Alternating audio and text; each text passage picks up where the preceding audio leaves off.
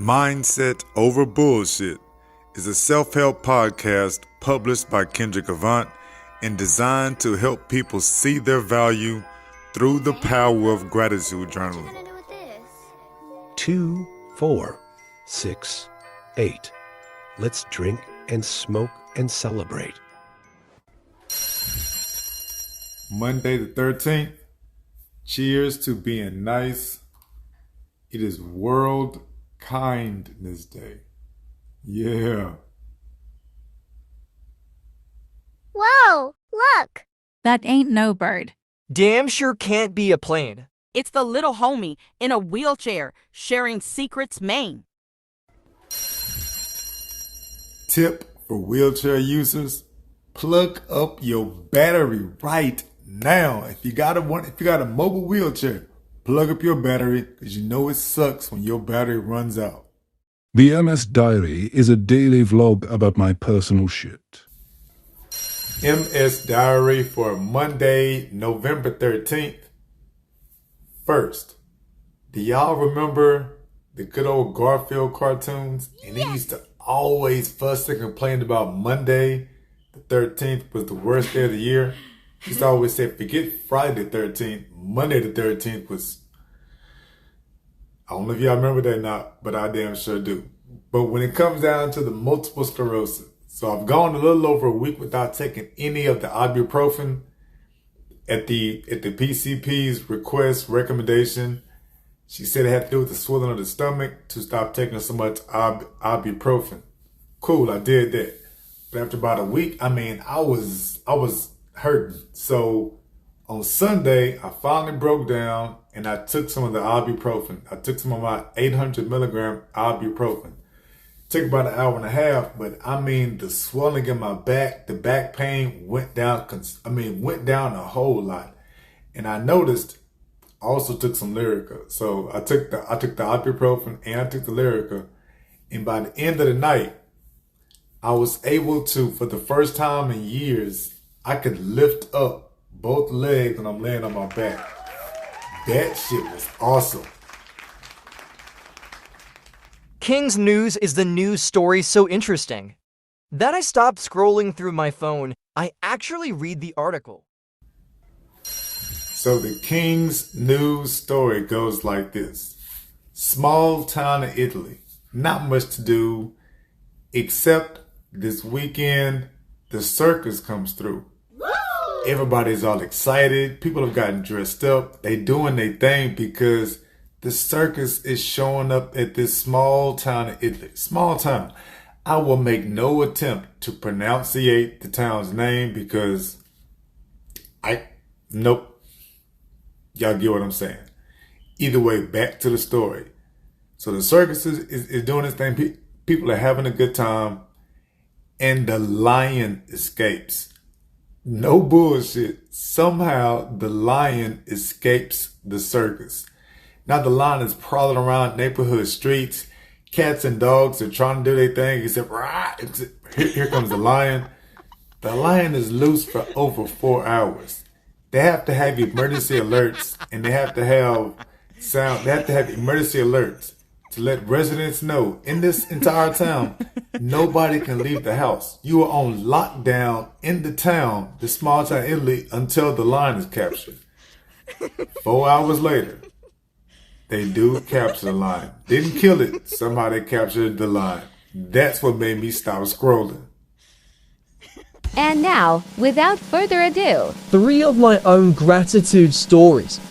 What I wrote about to keep my mindset over bullshit. Swanking and banging on the ones and the twos. Allow me to reintroduce myself to you. Kendrick Avant, the professor of gratitude. Let me give y'all these 3 stories so we can roll out on a Monday.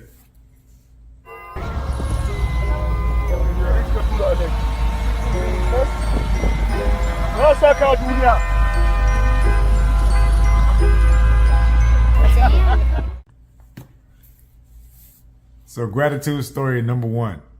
I got that chicken scratch handwriting, so y'all will have to work with me on this. I don't know how well you can see it, but as you can see, that chicken scratch can be a real issue. I don't even know what I wrote half the time. Can't see, got issues holding the hand. That's all the shit I be telling you about. That's why you gotta do a gratitude journal in the first place, to not overthink this stuff. So number one, I was invited to speak at the Black Business Olympics. This makes me feel worthy and valuable. I was supposed to do it last month, but I couldn't do it because the pressure sores got to me. I just couldn't stay in my seat at that time. I am excited because this can be my jump off to speaking to business owners about how a gratitude journal, how my talks of gratitude, my speech, my keynote message about gratitude can be used to increase retention of their employees.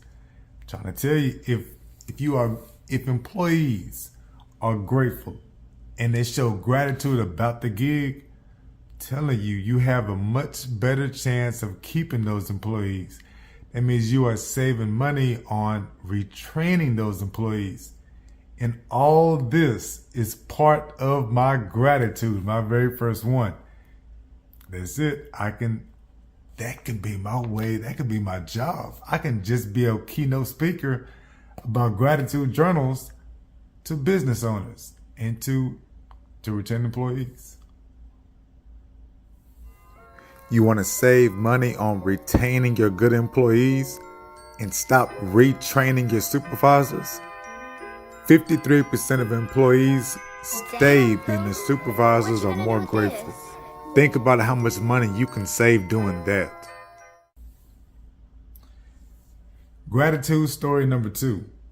So I found a new way to get on the toilet. If I pull up at the bathroom and I get out the wheelchair, kind of sort of fall out the wheelchair, and I can use the handle of the wheelchair to help push me up, and I will be on the toilet. If I do this, then I will have less falls, less chances of accidents. This takes a huge pressure off my shoulders when I'm trying to get to the bathroom on days that I struggle the most walking. Boom. A new way to get on the toilet? Dog, if you in a wheelchair, you understand what I'm talking about. Because without all the proper accommodations, modifications, handlebars, stuff like that, that bathroom can be an issue. But a new way to get on the toilet, that's a win. My wife and kids all bought one of my t-shirts to support me getting the right wheelchair. You can get one at gearbubble.com/I love my wheelchair user. Gratitude story number 3. I had a whole nother gratitude about watching football and how that kept my mind off things. It was a great weekend of sports. Instead, as I'm writing this stuff out, let me read what I wrote. My daughters came down and had a play argument about who was my favorite kid. They even took my gratitude journal and passed it around to each other and read pieces of it. I okayed it. That did make me feel good by itself. They were looking for evidence that I talk about them. Doing this was better than watching the Jets and Raiders game. That was a great game. I couldn't anybody say that was a good game. Well, you know what? I'm only calling the Jets and Raiders a good game because it was close. There was some bad offense. There was some bad play. But either way, it was better than watching Jets and Raiders game. And it totally distracted me from all of the pressure sore pain. I had been going back and forth on Facebook about pressure sores. My mom got involved, got my aunties, got some aunts, got some cousins with it. People trying to give me tips and strategies that I may be able to use about different types of booty cushions maybe that I can put in. Like, y'all, I got 5 different booty cushions. I promise I work on this, but either way, what all I'm trying to say is that the gratitude is that my daughters came down and distracted me, kept my mind off of it. See, just then I had to get up off of the pressure source. They kept my mind off of it, kept me distracted for a little while. I appreciate that. That was good shit. Yes, I do in fact offer mindset over bullshit life coaching. It's one-on-one virtual meetings to improve your perspective through tools of self-care. It is hard as hell to bullshit somebody else in a wheelchair. I appreciate y'all for swinging and banging with me on this Monday, the 13th episode of Mindset Over Bullshit. I want y'all to come back every Monday, Wednesday, Friday. I'm releasing new episodes 11 o'clock Central. It makes it 12 o'clock Eastern, but I'm in Central Time Zone. When you watch the podcast, I would greatly appreciate it if you like it, if you share it, if you comment on something, send it to a friend, subscribe. Oh my gosh, subscribe. Y'all have no idea. That costs you no money and that does a lot for me. Subscribing, liking, sharing, commenting, following, send it to somebody. This is Mindset Over Bullshit, Monday, November 13th, and I will see you all on Wednesday.